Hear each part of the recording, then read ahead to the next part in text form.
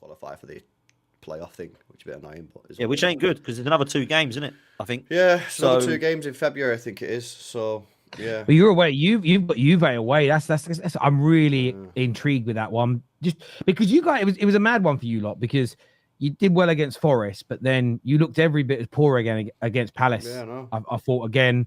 So yeah, I mean, Juve could do if you lose to Juve, then it's one win playoffs 100%. 1 win in 10. Fucking hell. What's that? Real question. What is actually going on with Pep? Has he lost his marbles or something? LB. Yeah. I don't know, bro. To be honest with you, like I've got to say, I thought the game against Palace, I think large part of it is down to Pep and his tactics. I know Walker was. Yeah, I appreciate you saying that. I don't think Man City fans are saying that enough. I think because he's got such credit in the bank, he can't do much wrong. He's got credit in the bank. I'm not sitting there saying Pep out. No, I get that. I'm saying, but like I do think a large part of it was down to him. Now, yes, Kyle Walker was poor again and arguably at fault for both goals. But yeah, he abandoned the strategy that worked in the last 2 games. And I know people say it didn't work against Feyenoord, you drew. Yeah, but that was just a mad crumble. We were 3-0 up and cruising the whole game until he subbed everyone off. The system that he deployed to get ourselves 3-0 up was very good and worked. He played the same system at Forest with different players. It worked. And then the game against Palace, he completely abandoned the tactics and stuck Núñez out on the wing, Bernardo back in field with Gundogan, and it just didn't work, man. So, yeah, that was a little disappointing. The league was over for me anyway after the Liverpool game, so it didn't really affect me in the sense that like did anything for the league. I still think we'll get top 4, to be honest with you. So for me, it's just a case of like I just want the run to end, man. I want to see these players with a smile on their face. They're not smiling. They look down. They look low on confidence. Pep looks low on confidence. You know what I mean? Rico's getting cooked every game by the fans. So I just want to see us win some football matches to lift everyone up because everyone's down at the moment. But... And that's what you need. You're no different to any club in a crisis. It's if you'd have got that Palace win, 2 wins from 2, got a tough away win against Juve, suddenly the confidence comes back. I saw as soon as you guys conceded, and it was very early to Palace, you saw the body language. Yes, you attack well still, but you just don't look invincible like you used to. Yeah, I agree. Interesting about Pep though, because he's come out today and said something I thought was really key. He has stated that I'm not going to manage another team. I'm not talking about my long-term future, but what I'm not going to do is leave Man City and go to another country or do something like he is now. I wouldn't have the energy and thought of starting somewhere else, all the process of training and so on. No. Maybe a national team, but that's different. And I thought what's really interesting about this comment from Pep Guardiola is that we know he's got a couple of years left. Very similar wording to Klopp around, I don't have the energy to go somewhere else and manage again. I wonder if there's a little bit of that at Man City around, I know I've got to rebuild again now, which means it's not the same as going somewhere brand new, but it does mean that you've got to, and you know this about your new signings. I think you're a City fan that admits, typically when you sign somebody new, it takes a year or 2 to embed them in, get them used to the system.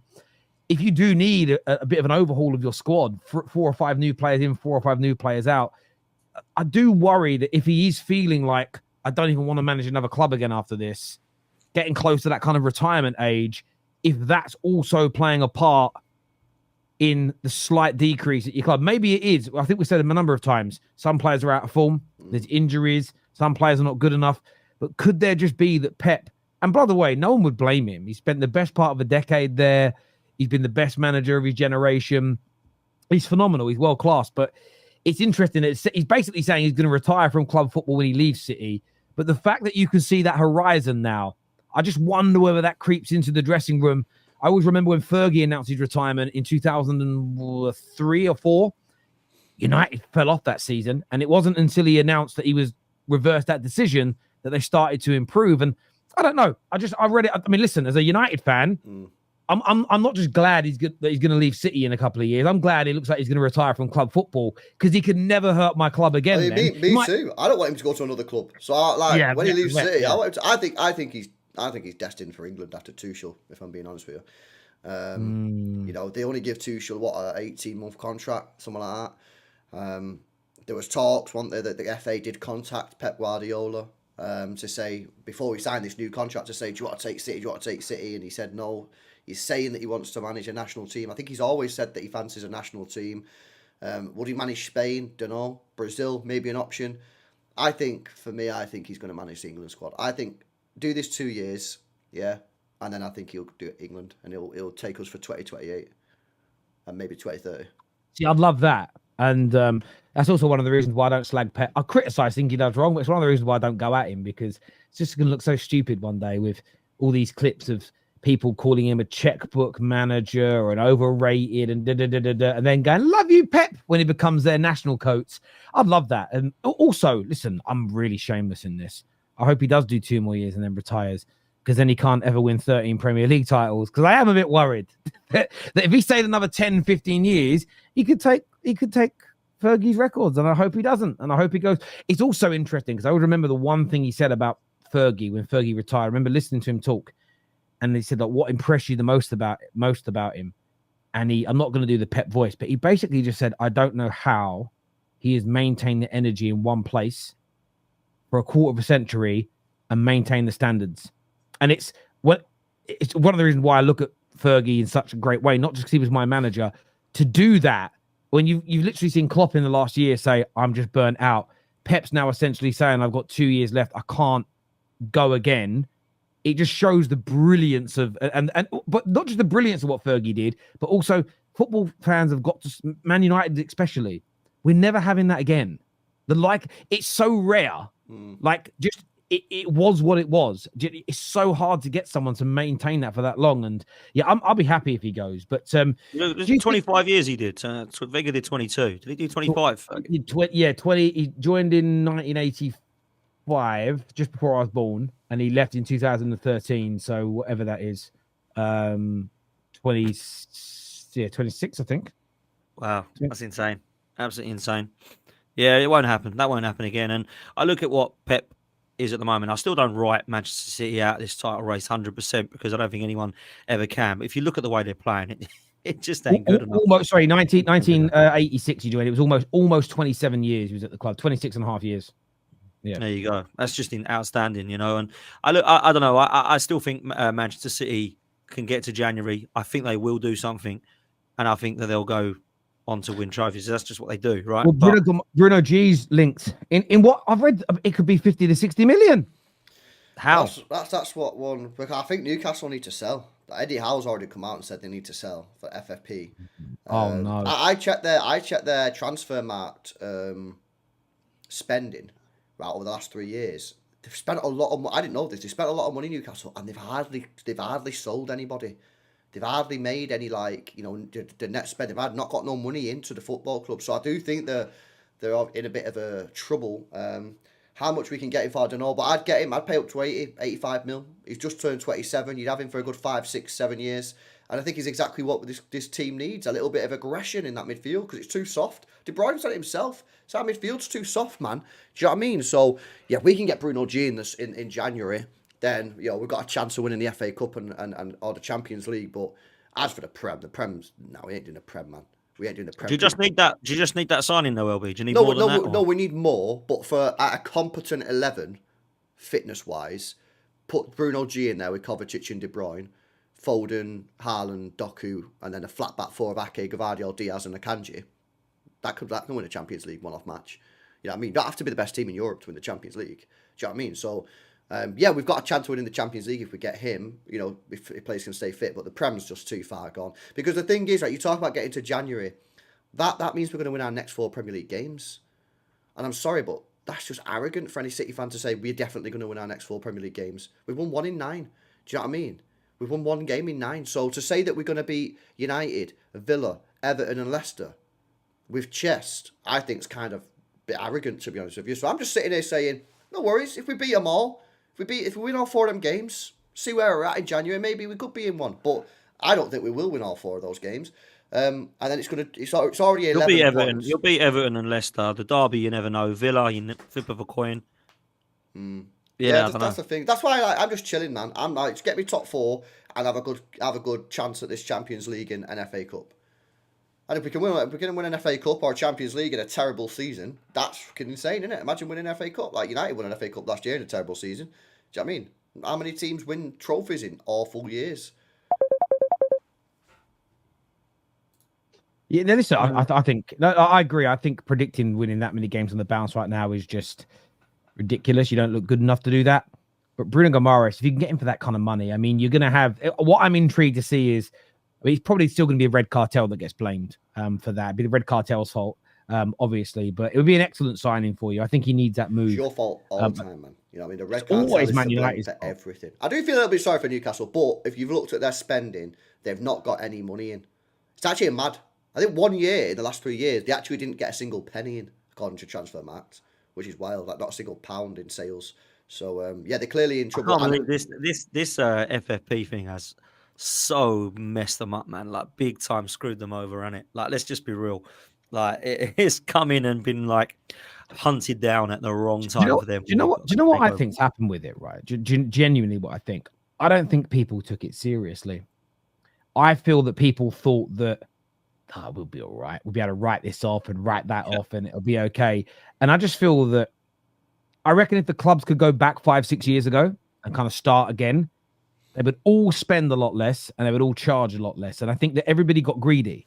You'd have, I know Fulham might go, it's hypothetical. We're going to ask for 50 million because everyone's got more money. And they go, yeah, we got 50 mil. We've got to go and buy a replacement who normally they would spend 8 million on. How much it costing? We're charging you 30 mil. And it's like, shit. It's no one's made any money out of this. Everybody became a little bit too greedy. And it's, I understood, you used to be able to get players off the other teams in England for much lesser amounts of money. Suddenly it was costing 80 odd millions to get like a Leicester centre back. But all that ended up doing was costing Leicester more money. And then exactly. And the same thing happened to us when we first got our money. So we started buying players, right? And everyone just put the prices up, and then we got blamed.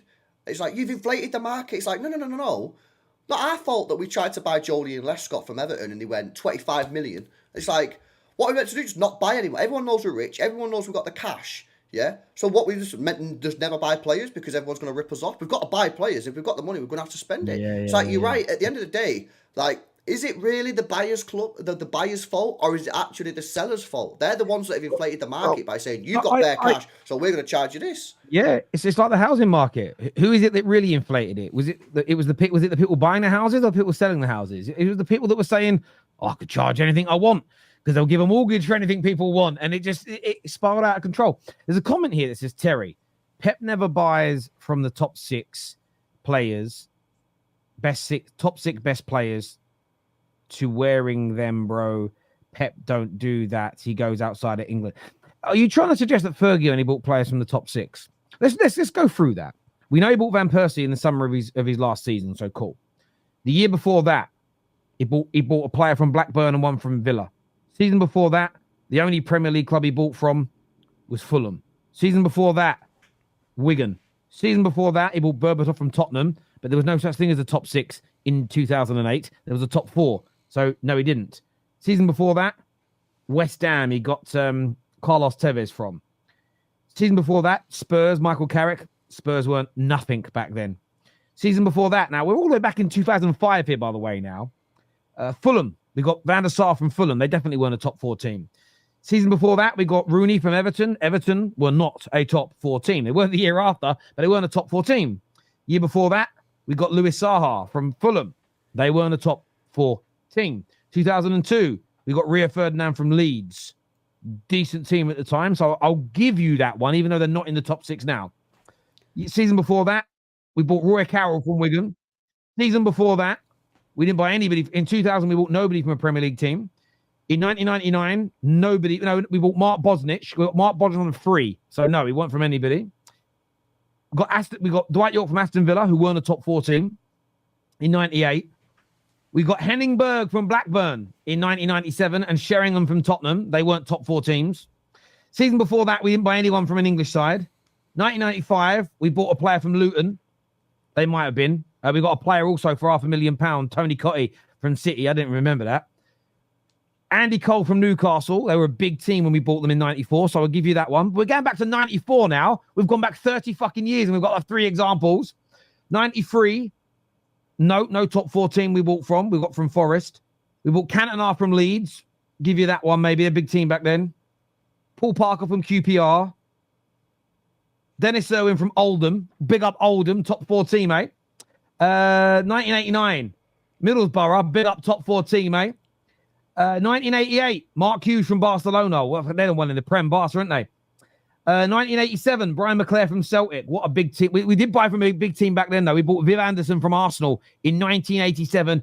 And in 1986, he wasn't even the manager in that summer. So what we've done there, boys, over 27 years, we've managed to find, 4 or 5 players from the traditional sort of top teams. Fuck off with that lie that the media pushes. You are manipulated by the lies from the media that Fergie every season, this is what they say, Fergie every season bought the best players from the best teams in England to stop them from winning. It's a fundamental fucking lie.